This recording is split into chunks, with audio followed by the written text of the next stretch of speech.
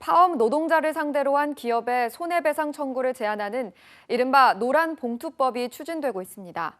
불법 파업에 면죄부를 주는 것이다, 아니다 논란이 뜨거운데요. 김지수 기자가 주요 쟁점들을 짚어봤습니다. 스스로 만든 철제 감옥에 들어가 선박을 점거해 옥새 농성이라 불렸던 지난 여름 대우조선해양 하청 노조 파업 현장입니다.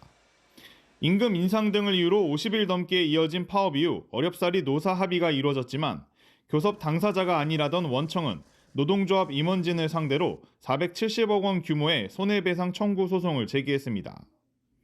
이런 사용자 측의 손해배상 청구를 제한하는 이른바 노란봉투법으로 불리는 노동조합법 2조, 3조 개정을 두고 공방이 뜨겁습니다. 우선 경영계 안에서 불법 파업을 해도 책임을 물을 수 없다는 주장이 나옵니다. 어떤 불법 행위를 하더라도 어떻게 보면 면죄부를 주는 듯한 그런 효과가 있기 때문에 오히려 파업이 늘어나서 산업 손실도 굉장히 커질 것이라고 생각을 합니다. 그런데 아직 단일한 개정안이 나오진 않았지만 더불어민주당과 정의당 의원 50여 명이 공동 발의한 내용을 살펴보면 불법 행위 책임을 면해준다는 내용은 없습니다.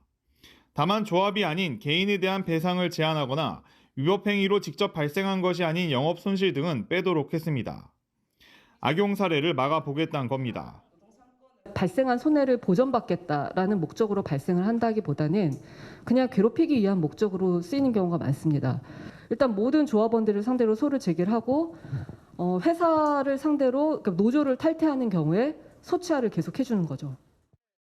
그래도 조합의 재정 규모 등을 고려해 사실상 배상 금액의 상한을 정하는 조항이 있어 재산권 침해 논란은 남습니다.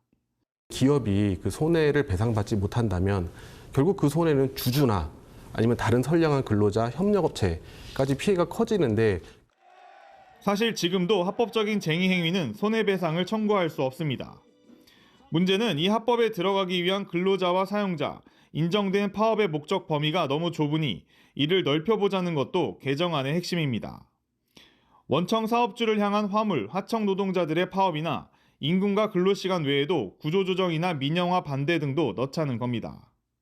현재 노조법, 형법, 우리나라의 법 전체의 체계가 헌법에 보장되어 있는 노동 3권을 온전히 행사할 수 없도록 다 억누르고 있기 때문에 이걸 헌법의 정신에 맞게 좀 정상화시켜보자.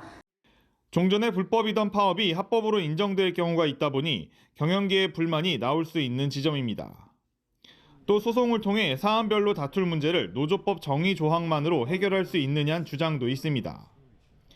총칙에서 아무리 정의를 넓혀놨다 하더라도 각 측을 적용할 수 있는 상대들은 다시 좁아질 수밖에 없어요. 진영을 떠나서 그 노조법의 전체 체계를 고려했을 때도 굉장히 좀 마땅치 않은 법안이다라는. 야당과 노동계는 그 어느 때보다 법안 처리 의지가 강합니다. 하지만 여당과 경영계가 강하게 반발하고 있고 정부도 우려를 표하고 있는 만큼 논란과 공방은 격화될 것으로 보입니다. 연합뉴스TV 김지수입니다.